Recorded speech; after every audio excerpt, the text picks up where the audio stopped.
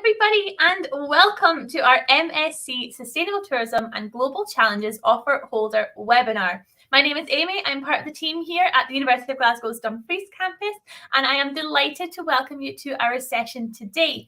Now, I'm going to be joined with some very special guests in just a moment, but for now, if you have any questions for me or our team, you can use slido.com and use the code #UofG. And you'll be able to send in your questions and we'll get some answers to you. You can also use the YouTube comment section or the live chat as well, and we'll make sure and have a look at those to get some answers to you as well. So first things first, I want to tell you a little bit more about our school as a whole. So we are based at the School of Social and Environmental Sustainability, which is based on one of the university's 3 campuses that we have in Scotland. So we have 2 in the city of Glasgow and we have 1 in the town of Dumfries, which is us here. So the actual school itself, we have kind of 4 main areas of expertise, and they are environment, sustainable development, education, and tourism. And you'll hear a little bit more about how we kind of use all of these different subject areas to inform our learning and teaching practice. So a little bit first about accommodation options that we have here in Dumfries. So we actually have 3 halls of residences here in the town of Dumfries. And the good thing about university accommodation is we can offer 39-week contracts. All of your fees include your Wi-Fi, your utilities, and your personal contents insurance. We provide bedding and bed linen. And then our kitchens are also stocked with crockery, cutlery, glassware, and your basic cooking kit. So there's no need to bring too much with you when you move in. Why make Dumfries your home? Well, it's a great way to make new friends and settle into student life in our halls of residences. And we have residence life staff on duty every weekend and the evening as well. So outside our usual staffed accommodation hours, when we've got someone in the office, then we also have someone available to you if you need any help or support at any point in your living experience with us in halls. Now, our first hall is Dumfries Hall. That is the one closest to our campus. It says 10-minute walk to campus. It's more like 5. It's right at the edge of our beautiful campus here. It's a 20-minute walk into the town centre, or it's 5 to 10 minutes on the bus. It's not too far at all. It is 6 flats over 2 floors, and all of our bedrooms are single ensuite. And all of the flats have a communal dining, kitchen and lounge area. And all 3 of our halls of residences have on-site laundry with washers and dryers as well. So there's no need to worry about that either. Now, our next one is Brook House. That is right bang in the middle of the town of Dumfries. Again, it says 5-minute walk to the town centre. It is more like 30 seconds and you're on the high street in the town of Dumfries. It is around a 20-minute walk to the campus, or you can just catch the bus and it's 5 minutes on the bus and you're here with us at the campus. It's 13 single ensuite bedrooms across 2 floors. So there's a large kitchen downstairs plus a smaller kitchen upstairs. There's a common room with seating and a TV. There's bicycle storage in an enclosed garage. And of course, there's laundry with washer and dryer, as well as a back garden as well for you to enjoy. And then finally, that brings us to Laurie Now. So this one is our furthest halls away from campus. It's about a 40 to 45-minute walk to the campus, or 5 to 10 minutes on the bus. And it's only a 5-minute walk into the town centre. So it's really close by all your shops and supermarkets, everything like that. There's 7 ensuite bedrooms across 2 floors. And again, there's a large kitchen downstairs plus a smaller one upstairs. There's a sitting room, so with soft seating and a TV. And of course, there's a washer and dryer on site as well. So in terms of costs, our weekly rate for all 3 of our accommodations is £184 per week. This is for the year 2024-25, and fees are paid in instalments from October to April. So to apply, our application portal is open. You have to firmly accept your offer of study, but you can apply with a conditional or an unconditional offer. But please, please, please just be aware of deadlines. Make sure you keep an eye on your emails, keep an eye on our website for any updates about deadlines for applications for accommodation or for payments or deposits, things like that. Just keep an eye really closely on those deadlines. When you actually apply, you'll use this portal here. And when you register, please keep a note of your username and password. Keep it really safe, because this is what you'll use to manage your entire accommodation application experience, as well as your living kind of experience when you're actually here in Dumfries as well. So it's really important to keep this safe. And when you're applying, make sure you apply for Dumfries campus. So If you apply for accommodation, just keep an eye on your email. Make sure that accom@glasgow.ac.uk, ACCOM@glasgow.ac.uk is in your accepted addresses. So nothing from them is going into your spam or your junk folders, because that's where all the information will come from. Again, be aware of your offer deadlines and be aware of any prepayments you might have to make as well. Now, a little bit about funding and finance here. So we have a really great tool on the University of Glasgow's website. It's our searchable scholarship database. So glasgow.ac.uk/scholarships. You can head over there. You can fill out the details. So what level of study you are, so postgraduate, for example, your program title, but where you're living in the world, lots of different criteria that you can input, and it'll basically generate a list of potential scholarships you might be able to apply for. So there's no harm in having a look. You never know, you might be surprised and find something that you're able to apply for. But I always like to highlight it just because it's a really handy database to use for our students to have a little look through. When you're actually here, there are other sources of funding. So, for example, part-time work. If you're doing your full-time master's program, we recommend no more than 16 hours per week of working. And that's really just so you don't, your studies don't suffer, really, if you're working too much alongside your studies. So there's lots of cafes, bars, restaurants, lots of hospitality around Dumfries and Galloway. So there's lots of opportunities for part-time work. There's also ambassador work, so you can become a student ambassador. Join our wonderful team. You choose your hours to fit around your studies, and it's a really great way to meet new students, to take part in really fun events like open days or webinars sometimes, and it's a really fun way to just earn a little bit of extra money around your studies as well. And of course, at the University of Glasgow, we've got lots of resources for you. So the job shop or internship hub, and we've got staff here in Dumfries to help you find local opportunities as well. And last but certainly not least, this is very important to us here at the University of Glasgow, and that's our student support services. So we have a dedicated student support officer on our campus here in Dumfries, and they can be reached by phone, by email, or you can drop into the office in room 106 in our Rutherford McCowan building. Now, student support officers are the first point of contact for an array of questions that you might have. So it could be anything from finances or accommodation worries to study support or accessing support for disability. Anything at all that you might be worried about, you can absolutely come and speak to the team and they can provide support. And I always like to say, if you aren't sure, please just ask. If you have any questions about anything related to your time at university and you're just not sure where else to go, come and see us. If we can't help you ourselves, we'll absolutely know who can, and we can put you in the right direction of someone who might be able to help and support you through whatever you're going through. So that is enough from me for now. I am delighted to welcome today our Programme Director, Dr. Lisanne Henderson. So we'll bring her on screen. Hello, how are you doing? I'm great. How are you? I'm good. It's so nice to have you here today. Nice thank you so much. I'm going to let you just kind of take it away and tell us a little bit more about this fantastic programme. Yeah, this is the part when they roll on the boring academic. Not at all. Well, welcome, folks, and thank you very much for your interest in this programme. Now, my name is Lisanne Henderson, as you can see there on the screen, and I am the Programme Director for this degree for Sustainable Tourism and Global Challenges. I'm also a senior lecturer in history, so that's my sort of disciplinary bias, if you like, at this campus. This is a relatively new programme. It's now in its second year, and it has attracted, I must say, really quite fantastic students so far. They're just a delight to work with and teach, and students coming from all over the world as well. So we've got, currently we have students from China, from Indonesia, from America, from Egypt, and also from the Maldives. Last year, we had students from Japan, from Kazakhstan, India, Barbados. I'm probably missing somebody out here, but you get the point. There's definitely a very wide range of participants. We've even got a couple this year from Scotland, the most exotic of all. So the students this year, they've just completed all their coursework at this time, and they're just starting into their dissertation work or their work placement. So it's a busy but exciting time for our students right now. I'll explain the courses in just a moment.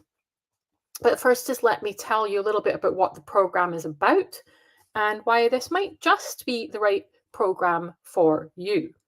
So why this program?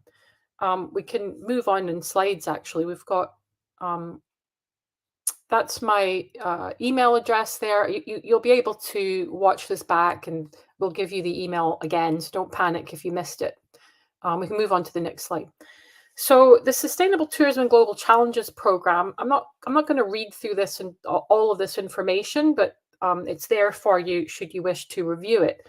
But the aim really is to give you a strong understanding of sustainable tourism, what this means in reality, not just in theory, though we do, of course, look at theory, and we look at a wide range of case studies and examples of good practice, also some bad practice as well. And we examine with a kind of critical, methodological, and theoretical approach, hoping that you will gain those skills that you will most likely encounter should you decide to pursue a future career path within the tourism industry or the heritage management sectors, which I'm assuming is why you are quite interested in this program in the first place. This program, it's going to help you to develop an awareness of the cultural and environmental issues impacted by tourism and hopefully be able to apply practical solutions. The specific aims of the program, and that's what you can read there on the slide there, are things like producing skills to identify, to assess, to determine and implement sustainable tourism solutions, to develop an understanding of both local and global challenges affecting the tourism industry, to introduce you to the policies and practices for the management of sustainable tourism, equip you with the skills that enable you to assess complex real-world problems and hopefully develop innovative solutions. We're very keen that you should develop that. And go to the next slide, please.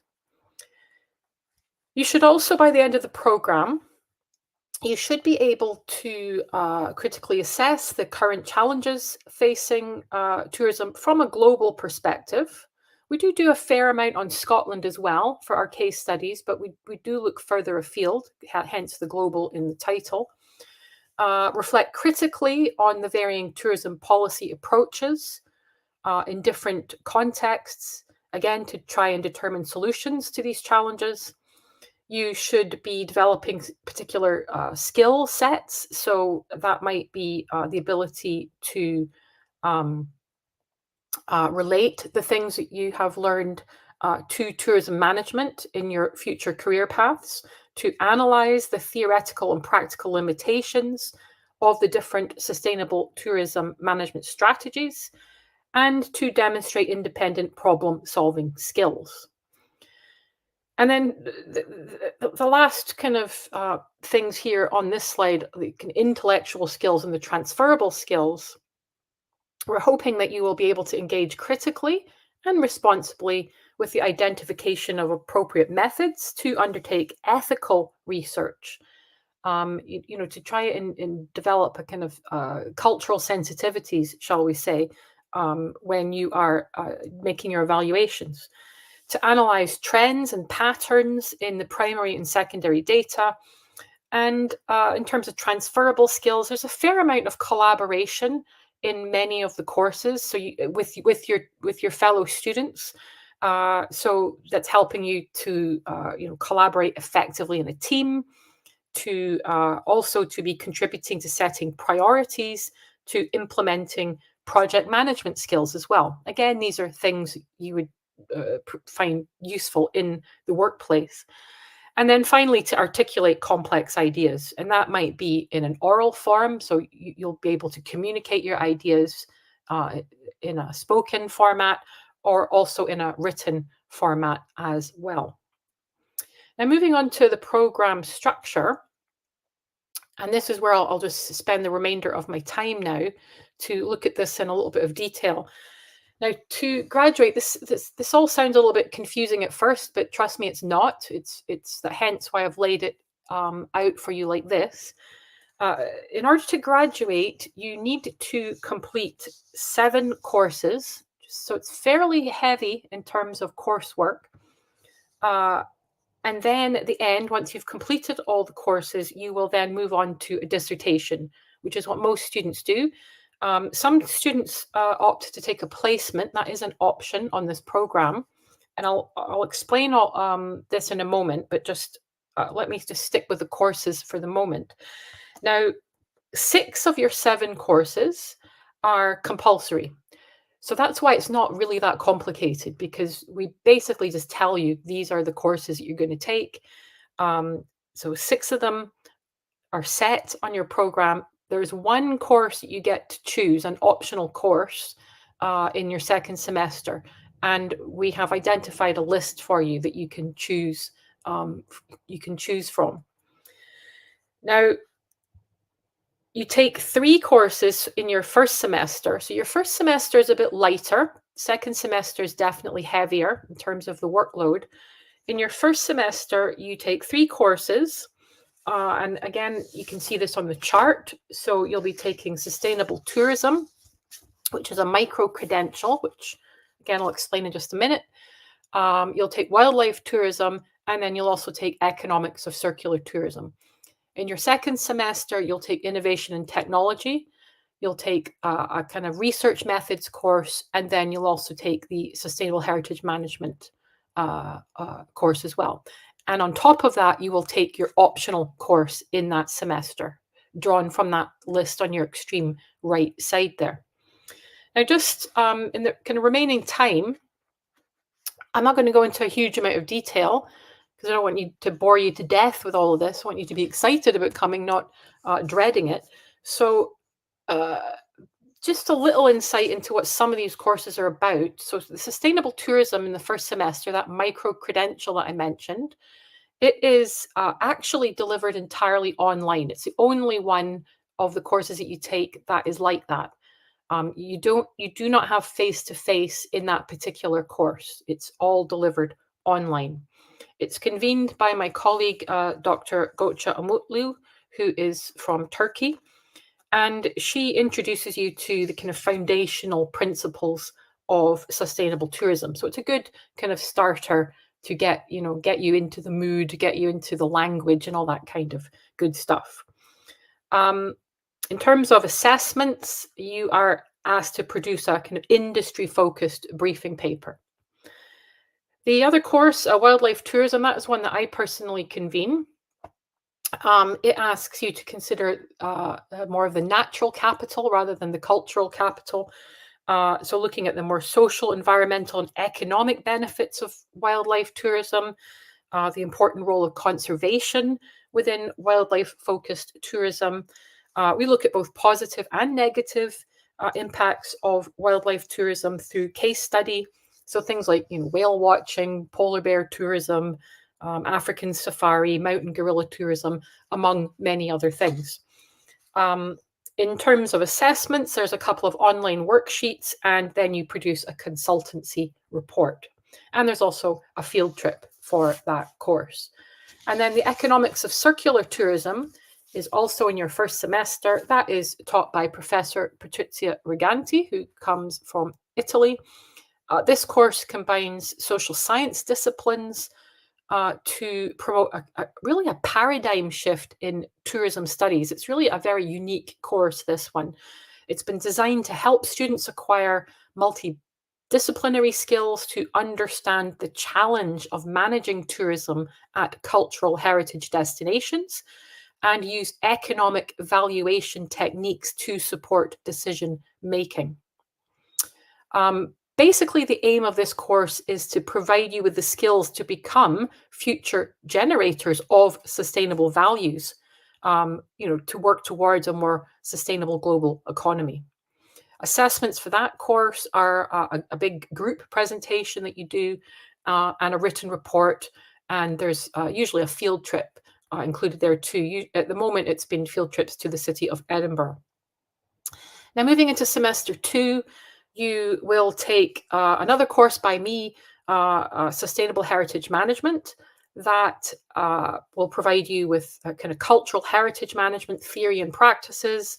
We look at a whole range of different topics, everything from cities of culture to tangible and intangible cultural heritage. We look at the kind of socio-cultural and ethical issues and challenges that underpin heritage management.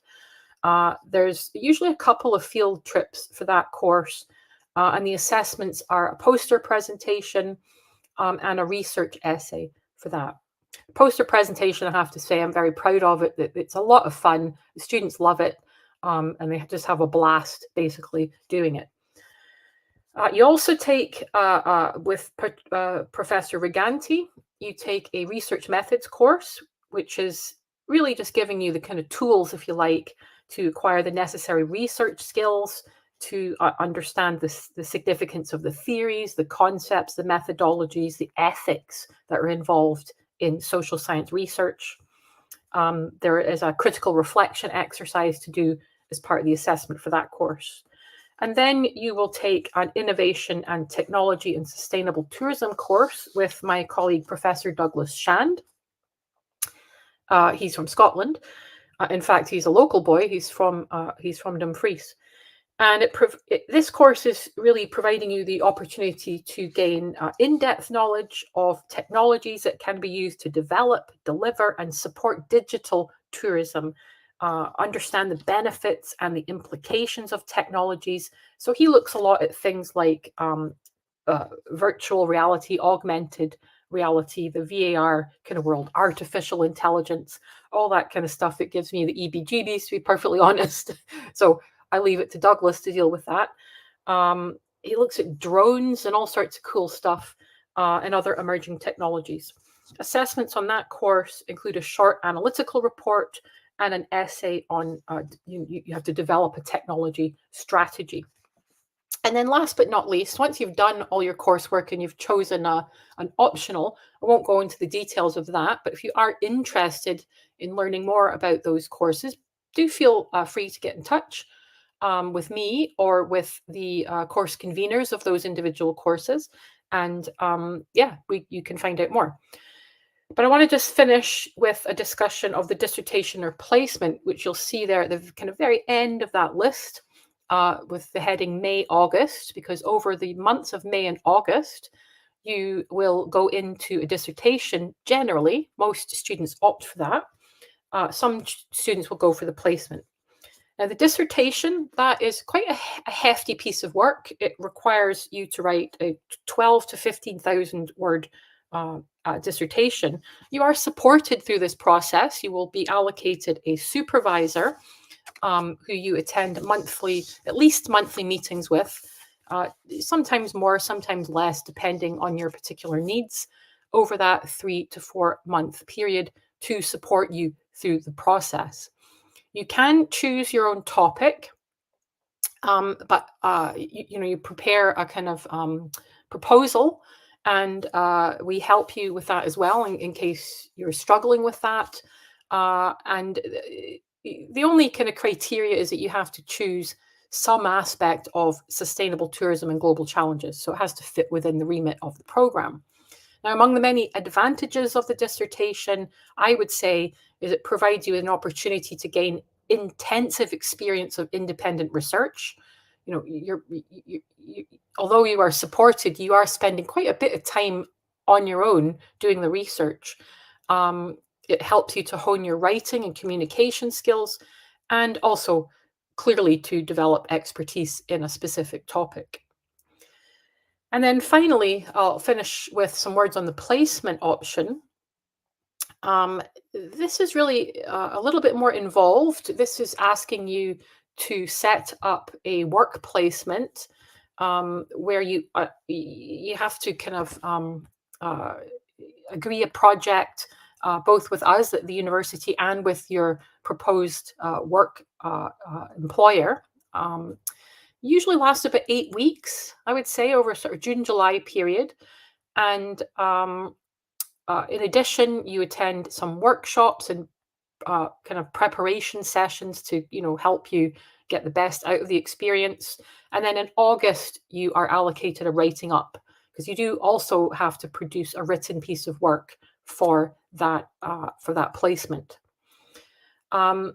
The choice of the placement, you're not completely on your own with this. The whole thing has to be agreed in advance between the placement convener, and it goes through a whole kind of set of kind of markers, I suppose, to make sure that it's going to work out. Because we don't want you to fail. We want you to succeed. Now, to date, most of the placements have gone exceptionally well, and the students really do, who have put the work into it, have actually come out of it, with a lot of happy stories and a lot of good experiences, a lot of good things that they can take with them after the degree into the workplace. Anyway, that's hopefully given you a bit of an overview of what the program is about. Whatever you decide to do, I wish you well with your decision. I know it's a big decision that you're making. If you do decide to come and join us, which we would be delighted, remember to pack your enthusiasm with you.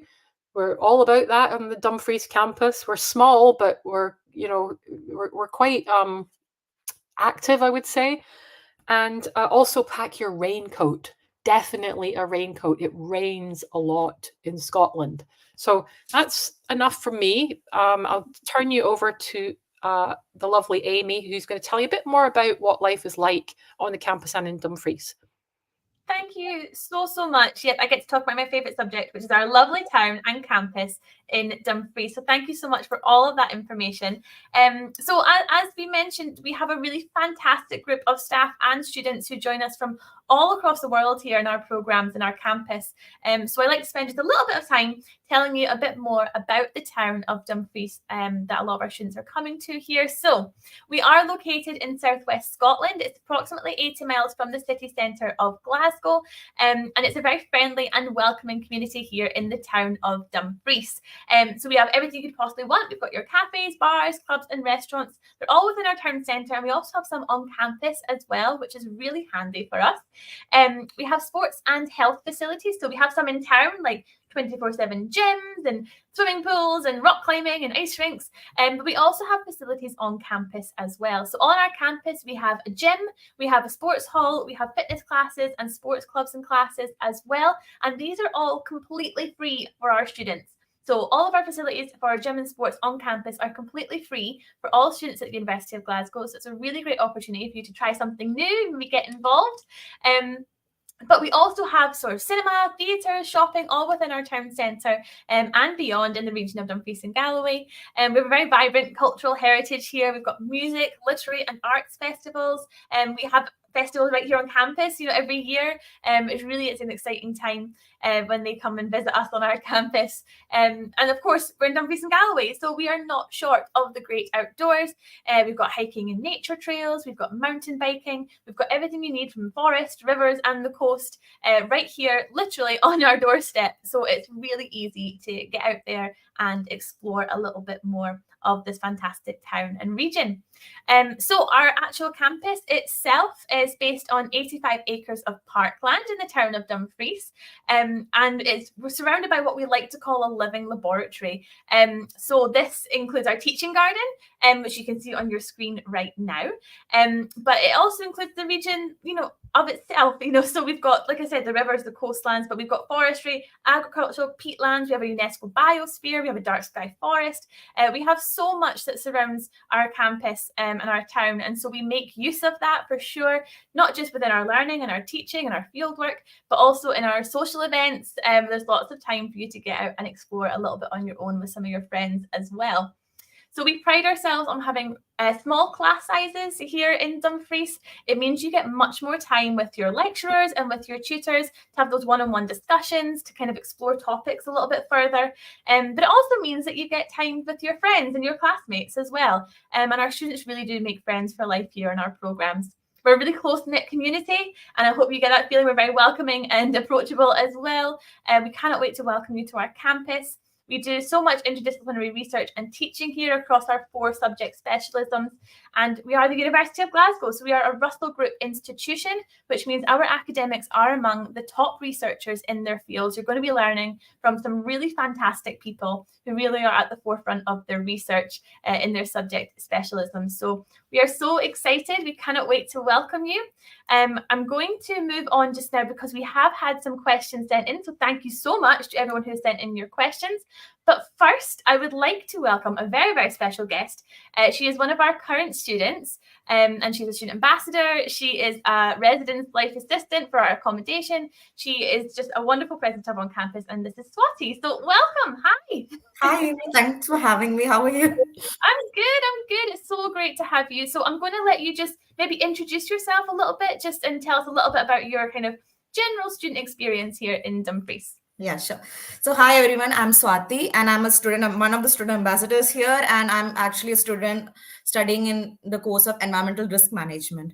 So, I'm also first time coming to Scotland. Like it's almost a year now. Like not exactly a year, but it's been a great experience because, as Amy mentioned, we have like diverse people here, like really friendly staffs, really friendly people around, and just like me, I have like a lot of people from other countries such as the US, Maldives, China, and all of them like coming together, and it's like a small group of community. And it's been a great experience around being around here with in this small community of Dumfries. And it's like a really friendly community, and I love to being part of the community here. And also we have like really good staffs here and really good professors who are of good connections who are going to help you in the long run when it comes to looking for placements or helping you with dissertation and everything. So overall, it's been a great time here. I'm so glad to hear that's been your experience, and I'm so delighted to have you here because we have quite a few questions that have been sent in. So I'm going to invite Lizanne to join us back now, and we'll start going through these questions. Okay, so our first one is here. Let me see.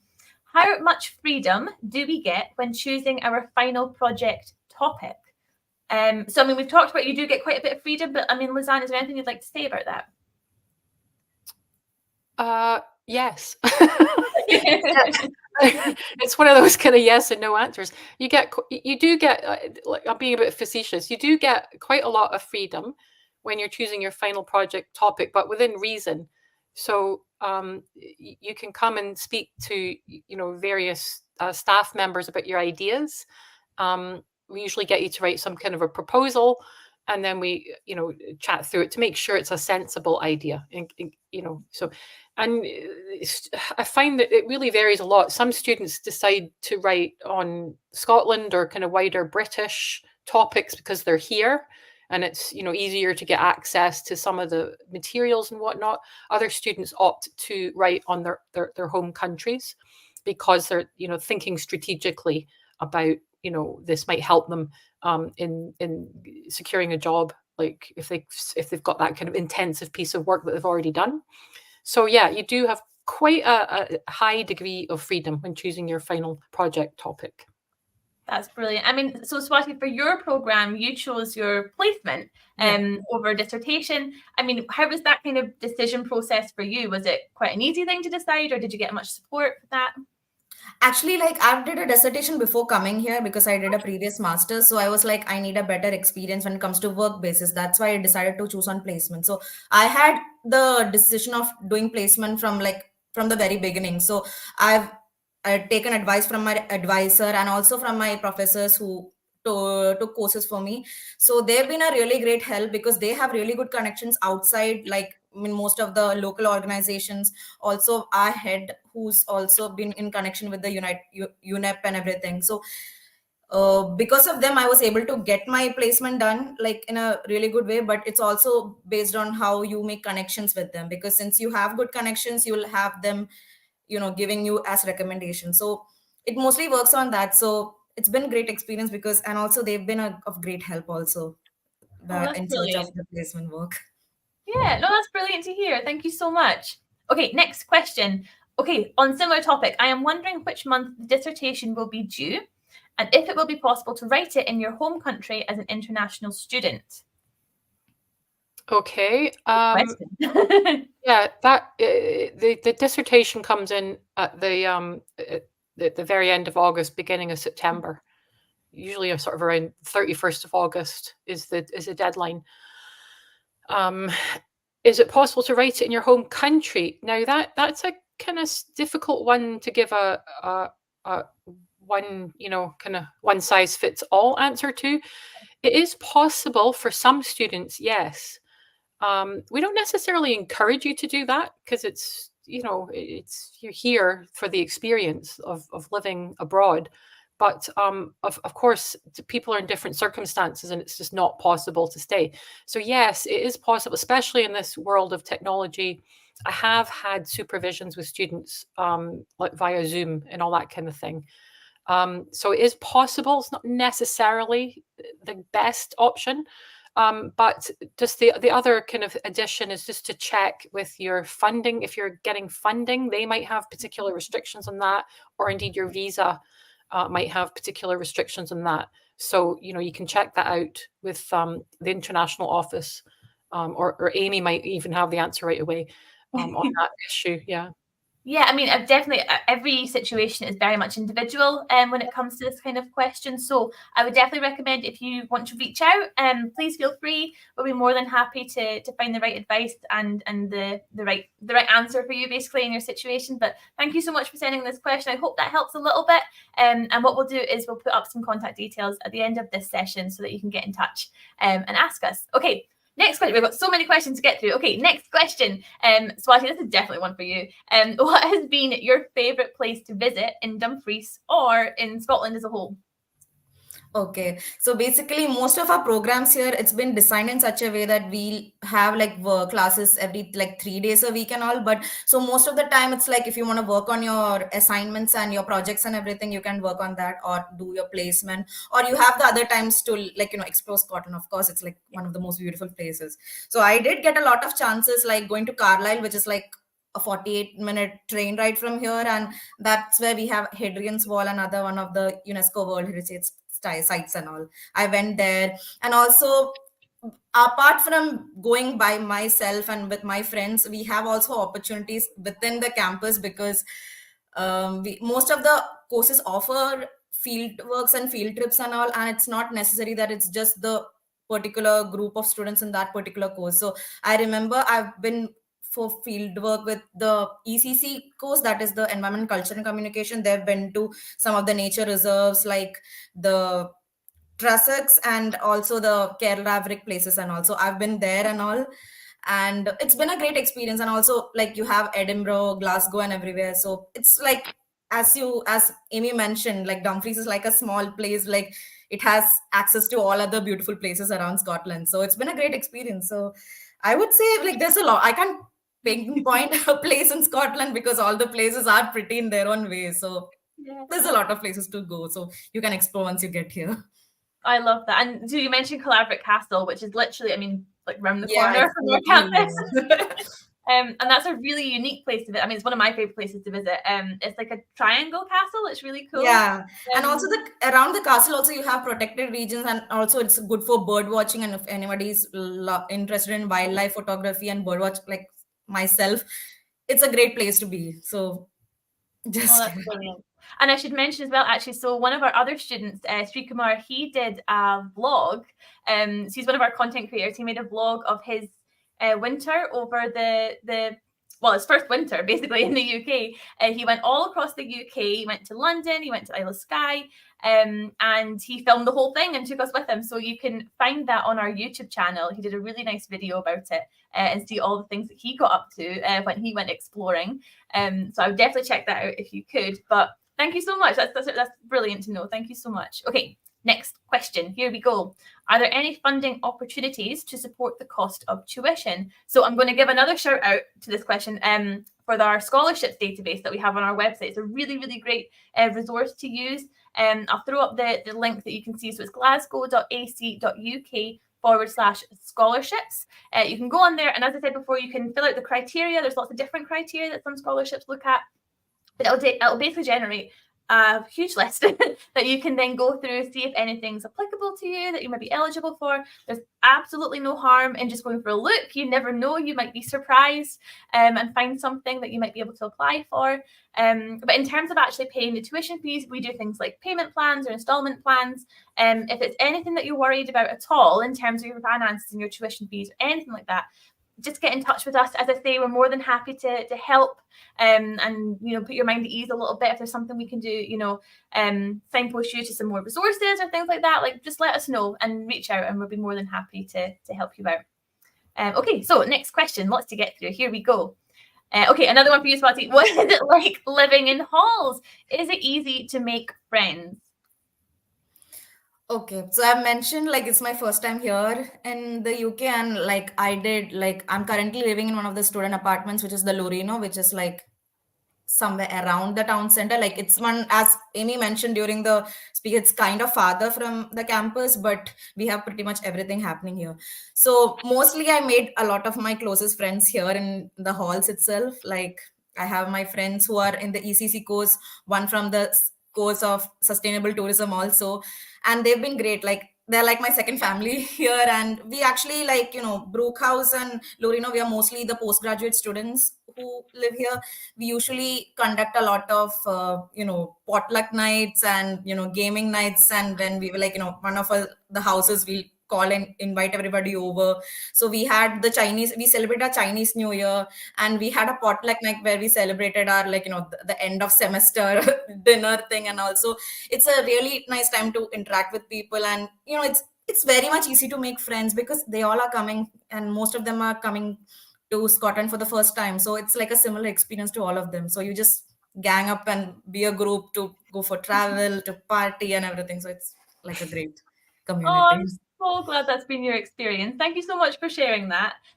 Okay, well, so we have so many questions that keep getting sent in. So this is amazing. Okay, so next question. Can you give me examples of jobs that people can do with this master's degree? I mean, where to begin? Yeah, I suppose that's one for me. I think that's one for you. Yeah, definitely. Yeah, it's always a tricky one, this, because the obvious answers are things like jobs within the tourism and heritage sector is a no-brainer. Tour guiding, museums, travel agents, consultancies, heritage organizations. But it can be a lot broader than that. Like there's potential to start your own business, for example, or you might find a job within kind of local government or national government as a kind of policy advisor. Just trying to think now. Like one of my graduates from last year, an American. They did a placement actually, and they ended up working with their placement provider, and they're still in the country right now on a contract with the Stove, which is I suppose you would call it an arts center here in so it's a really wonderful place actually. It has a cafe, and they do like vegan brownies and like I don't know, weird coffees with oat milk in and stuff. It's all that trendy stuff. They're loving it. So they've had this opportunity that's come directly out of their placement. I've had another student who I recently wrote a kind of reference for from China, and she's now Huamei. She's now working at the British consulate in China. So that's not, that's a kind of a sideways step, if you know what I'm saying. Some students are currently applying for PhDs because they're looking more for an academic pathway. They want to teach in HE in the higher education sector. So there's just a huge range. Basically, what I'm saying is that you may end up in the tourism field, but you would still be acquiring skills that would be applicable for other job scenarios. No, that's fantastic. That's so great, and we're going to put a link in the comments section actually to one of our careers pages, because we have some fantastic student stories and some resources that students can use to basically see what's out there, see the types of jobs, maybe the salaries that might go with them, that kind of thing. So we'll put the link in the comments for you. We have some fantastic student stories there as well from our current students, and I'm thinking of someone in particular. You can go and hear his story on our YouTube channel as well, but he was working in the industry already, but wanted to make a change. Basically, you could see how things were going, thought there was maybe a better way to be doing this, and that's what kind of prompted his journey into our program. And ultimately he's now making real world changes in the business he was already in. So it's really exciting to see. Yeah, that is a good point, Amy. Like, yeah. I've had a student, I think twice now over the last 2 years, who have already been employed in various different sectors, and they're basically just upgrading their skills and getting some of the more up-to-date current information to take back to their existing workplace. That's brilliant. Yeah, no, thank you so much. Okay, we're running out of time, but I think we have maybe time for one more question. Let us see. Okay, are we able to visit the campus before September classes starting? That is a resounding yes. Please come visit us. We love visitors. You're more than welcome. Our campus is open all year round. You can head over to our website, glasgow.ac.uk/Dumfries. There's a little button on the front page that says visit us. You can click on that, and you can book a campus tour with one of our fabulous student ambassadors.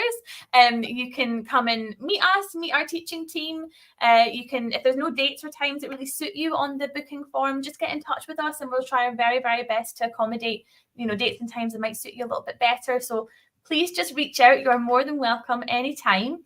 And if you aren't able to come here in person, I want to give a really big shout out to our suite of virtual reality tours that we have of our campus. So we mentioned a little bit earlier, Lizanne, about technology and innovation. This is one of ours. We wanted to make sure the campus was fully accessible to anyone who wanted to see it. So you can go. I'd rather you came to the campus, not see it virtually. I'm old-fashioned that way. But they'll love it all the same. It'll be amazing. So you can go to glasgow.ac.uk/SES/virtual. We have a whole suite of 360 virtual reality tours of the campus, of our teaching garden with a class. We have our field trip with Dr. Natalie Weldon out to Rockcliffe. All of these in full 360 virtual reality, and you can access it on your phone. You can look around like this. You can scroll through. You can do it on your desktop computer and with the mouse and scroll. Or if you have a headset, you can put the headset on as well and really immerse yourself in our beautiful campus. So just a wee shout out, check that out if you'd like to have a little look at our campus before you get here. Okay. That's all we have time for. I'm so sorry. This has been so much fun. We've gotten through so many questions. Thank you both so much for your time and for joining us today. To our offer holders, to our students, I really hope this has been a helpful session for you. If you have any more questions that you want to ask, you can contact us at dumfries-comms@glasgow.ac.uk.